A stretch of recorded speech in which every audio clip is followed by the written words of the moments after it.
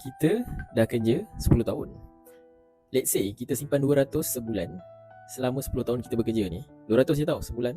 Sekarang sepatutnya kita ada paling busuk lah 24,000. 24,000 tau. 24,000 ni bukan letak dekat mana-mana. Cuma letak dalam bank je, tak invest pun, memang tak ada dividen, tak ada apa, dia akan dapat 24,000. Soalan ni sekarang, ada ke tak ada 24,000 tu? Korang tanya balik diri masing-masing. Kalau ada, alhamdulillah, bagus. Maknanya korang ada satu habit yang tak ramai pun orang ada, iaitu habit disiplin menyimpan. Benda ni nampak macam simple, tapi mostly orang akan gagal kat sini. Dia simpan, dia tengok banyak sikit, dia dah mulalah datang idea yang bukan-bukan, dia akan beli benda yang tak sepatutnya dia beli. Padahal dia simpan mula-mula tu untuk benda lain.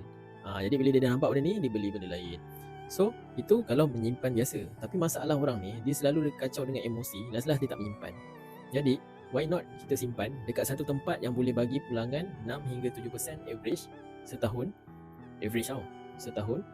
Dan dia akan gandakan lagi kemungkinan duit tu daripada 24,000 tadi boleh jadi 30,000. Dan kita boleh abaikan emosi ni. Macam mana kita nak abaikan emosi ni, nak elakkan emosi ni, teremosi, nak menyimpan ni, dengan cara automasi ataupun automation lah.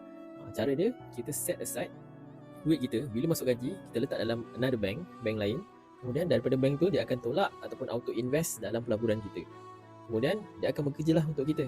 So kita tak perlulah macam nak rasa sayang ke, rasa takut tak ada duit ke, sebab awal-awal kita dah set aside duit tu untuk dilaburkan, untuk dia grow dan bekerja untuk kita.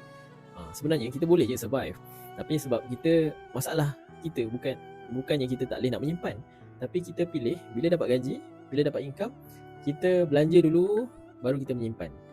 Patutnya kita bayar diri kita dulu. Bayar diri sendiri tu maksudnya apa? Maksudnya kita simpan dulu duit kita, kemudian baru kita gunakan lebihan tu untuk komitmen kita. Tapi make sure lah, janganlah simpan terlampau banyak. Kalau simpan terlampau banyak, kita nak makan apa kan? So kalau korang tak tahu berapa banyak korang boleh simpan, berapa banyak ataupun kat mana korang nak laburkan, korang boleh tekan link di bio. Saya boleh guide satu-satu kat mana korang nak labur, berapa banyak ataupun berapa minimum korang boleh invest, dan manfaatkan pelaburan korang. Make sure duit tu bekerja pula untuk kita. Biar santai, yang penting sampai.